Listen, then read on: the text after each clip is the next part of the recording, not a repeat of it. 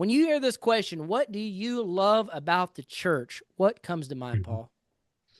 Yeah, what came to my mind was I heard Dean and Sarah say one time that there are a lot of churches that often claim how friendly they are, and that's true. That's not to say that churches aren't. There are a lot of people who are very good at making sure they're welcoming folks into the doors of the church, and that's great. But there is a difference between just being friendly and actually knowing how to be a friend. And I think one of the neatest things that I've seen, at least happen here at North Georgia, is people who have come in that previously did not have friends now actually have friends. And it's very reminiscent of the moments where I remember, our days at Temple, and then here we are, right? I mean, everybody in this room can remember those days where we worked together, and now we're friends doing a podcast together, doing ministry together. There's also Adam, there's Ben in my life. We've been in each other's weddings. And so it's really neat to kind of see the church do it really well, where people before who have no ties together now all of a sudden do. And I think the adage that goes with what Dean and Sarah says, that has been said by many pastors before, is that often the waters that you're baptized into are thicker than the blood that you've been born to.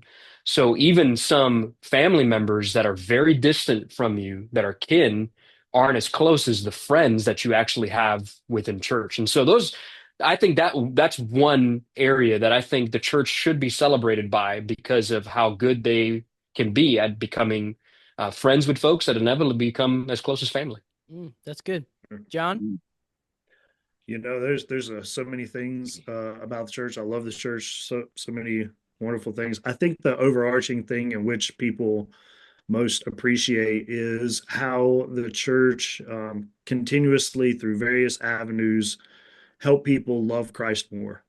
And I've never met a Christian who said, I'm not really engaged in any kind of church that has found pathways to love Christ more than those that find and join good fellowships and see it as a faith family and maybe endure suffering and hurt, but also the gift and blessing the church is.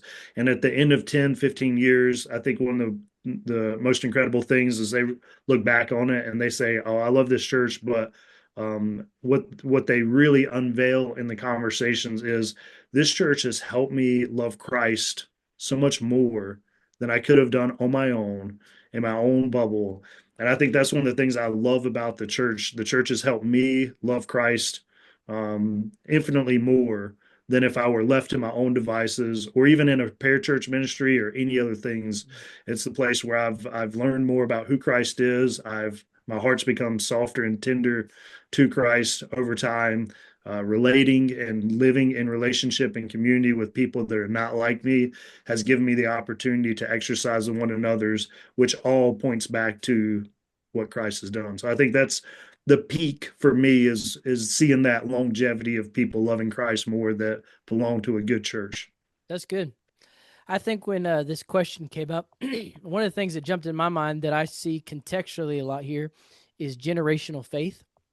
I was meeting with a member yesterday who's 92 and was born into our church and talking about how her grandparents were the first generation to come here over 120 years ago. And so I love contextually, but also conceptually, this picture of passing the spiritual baton down from one generation to the next. We see this struggle in the early days of Israel when Moses is trying to do the baton and he's telling the first generation, like, hey, you've dropped the ball here, and speaking life into that next generation. And so I love how the church combines with the parents in relationship of raising up that next generation pastor, teacher, person. And I'm just currently in a season of, hey, what greater privilege, not only as a pastor, but as a parent, to pass this baton of, hey, the message of the gospel, and of training kids up of, hey, you're going to be on the front lines today contending for the faith and standing in truth, and this truth that you are going to be called to pass on is the greatest truth that you could carry. It's the greatest message that you could ever give. And so I love our church, and I love the capital C church for how generational faith is built into the DNA, and it's built into not only the success, but it's mission critical for the church to continue to grow on. And so I love how the church at large can partner with parents and saying, hey, this gift of the gospel that found us is the same message that can save your son, your grandchild. And so many times that love for loved ones is the same thing that can make us put down our preferences, our worship styles, or how we see church, and say, hey, it's not about me, it's about the commissioning and the message of the gospel being passed from my generation. And it's up to me to continue that generational legacy piece, and also make sure that I hand off the gospel, and I hand off the generational faith that has been given to me well. So that's kind of where it lands with me. Dad, what about you? I love watching the transformational process that occurs with those within the body. Um, Watching the preaching of the word, the hearing, and watching change happen. And the cool thing is, it's so much more than change. We can do our own changing, but I love the word transformation, because that is a God thing. And to watch people, families, moms, dads, husbands, wives, servants, someone who serves, changing and being transformed to not just someone who picks and chooses to serve, but to become a servant, to be a godly father, to be a godly family, a godly spouse. That's all transformation. And to watch that happen, there's nothing better. Just looking, I'm looking at the three of y'all right now, and I've seen transformation in all of you.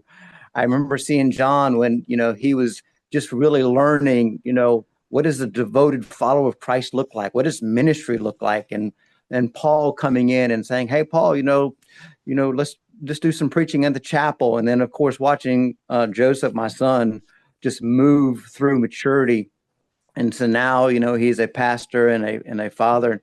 And those are some of the greatest blessings that we can see, is seeing that transformational process right before our eyes, and even better to be a part of that. And so when you're a part of doing God's work and seeing the fruit of it, it makes you want to continue to do more. And to do that together in the body of Christ, in a community, because when you have individual transformations happening within the church transforms. And so it's always fun to see and be a part of that process of individuals and collectively as a church, to see God move and change and transform his children into something successful for kingdom purposes.